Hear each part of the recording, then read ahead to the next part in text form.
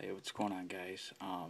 This is my VR to 3riverblades contest. He wants to know our history with knives. And this is terribly, terribly out of focus.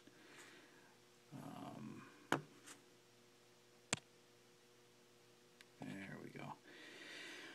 Okay, so basically, this is kind of going to be rambling.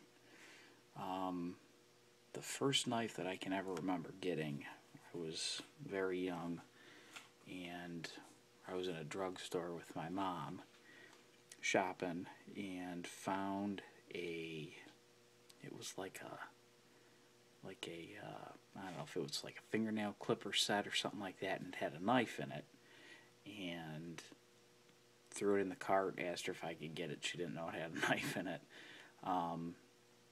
She let me get it, and I took it home and thought it was so cool that I had something that had a knife on it. So that's kind of where it all started. And then as I got a little older,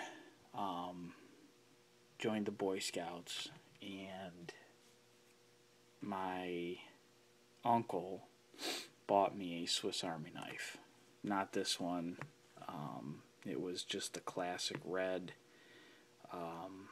Swiss Army knife that probably everybody had. That was probably my first real knife. And just, I remember being fascinated with knives, thought they were really cool. For as long as I can remember. So that was kind of, I had little knives here and there. But like I said, that Swiss Army knife was the first knife that I ever had, and God only knows what happened to it. Then after the Boy Scouts, kind of got away from it. I always thought they were cool, but just never had a whole lot of other stuff. And then in high school, I got into deer hunting and had to go get a knife, a hunting knife.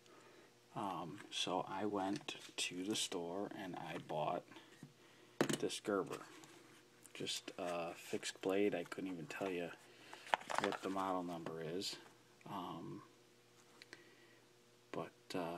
Yeah, just your basic hunting knife with, gut hook on the back here. Like a rubber handle. Served the purpose very well. So I used this, for a couple years for hunting. And then, thanks to YouTube, kind of got my interest sparked again, into seeing what's going on. I think, God, I don't even know how I found the knife community on YouTube. I know Cutlery Lover was probably one of the first people I ever subscribed to, and then watching his videos, he really got me excited again about knives. And since that time, as building subscriptions and, listening to people with their love of knives. And, just to go back a little bit, the other thing that kind of kept me from getting into knives was not knowing how to sharpen them. And I still don't really, to be perfectly honest with you. Like this knife I convexed.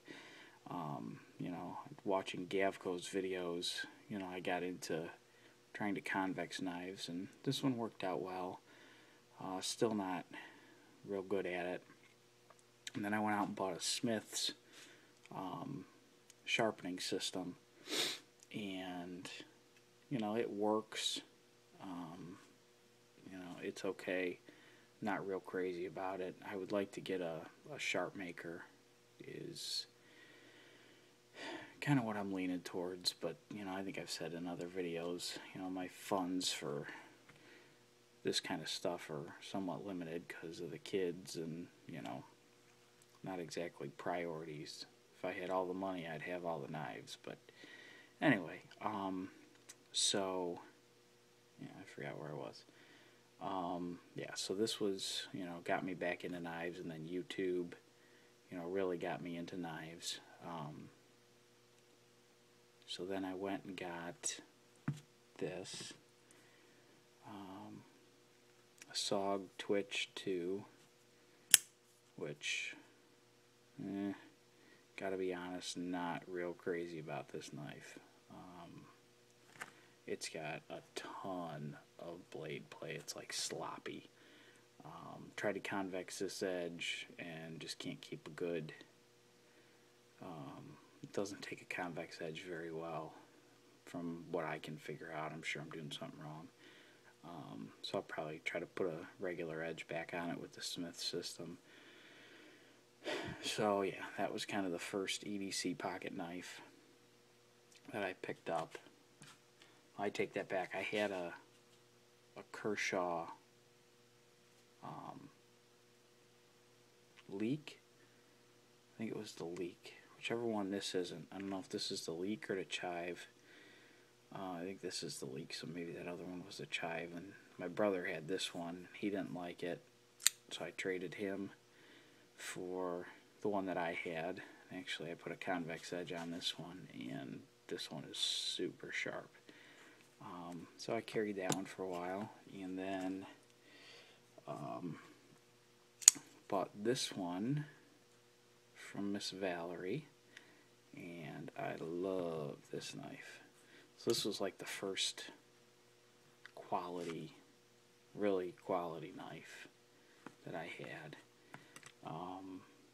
And then my Gavco custom, semi-custom knife that I won, which I love. Actually sharpened this on the Smith system, and I don't know if it's going to let me get in close enough. Yeah, there you go. You see how the edge is not even? I don't know why that is. I kept the angle the same. Now, mind you, it got this knife very, very sharp between this and stropping, but I don't like how uneven that is. It drives me nuts. And then on the tip, or on this side. So, but, very sharp. Love the knife. And then my latest, well, actually, I'll show you this one first. This is my fishing knife. It's a cold steel bird and trout neck knife that I take with me when I go trout fishing. Just a perfect little knife. Love this thing. Really sharp. Convex that edge too. Yeah, I went through kind of a convex phase because it was a cheap way to sharpen knives. Just some sandpaper and it worked out on most of them. But what got me wanting a regular sharpening system like the Spyderco is my recent purchase of the Tenacious, and I hate to goober up this blade. It's got such a nice grind on it, but I want to be able to get it sharper than what it is. So yeah, if you guys know anybody looking to sell a sharp maker, I don't care if it's that it's used or anything like that. Let me know. Yeah, so that's about it. And this knife here I found, we bought my grandpa's house when he passed away, and I found this in a closet, and something that he had that don't know if it's a piece of junk or what it is. There's the name on the blade if anybody knows anything about that. Eric Frost, Mora, Sweden. I don't know anything about it. And just a cool knife. Convex that edge too. So yeah, that's kind of my knife story, and I'm kind of working towards, I'd like to make my own knife someday. So that's like guys like 3riverblades and Gavco, and Sugar Creek Forge, Al Marshall. Just love watching those channels, seeing what those guys do. I think it's really cool, and one day, I'm gonna hopefully try my hand at it. So yeah, that's my rant, and thanks for watching if you stuck around this long, and hope you guys have a good one. Take care.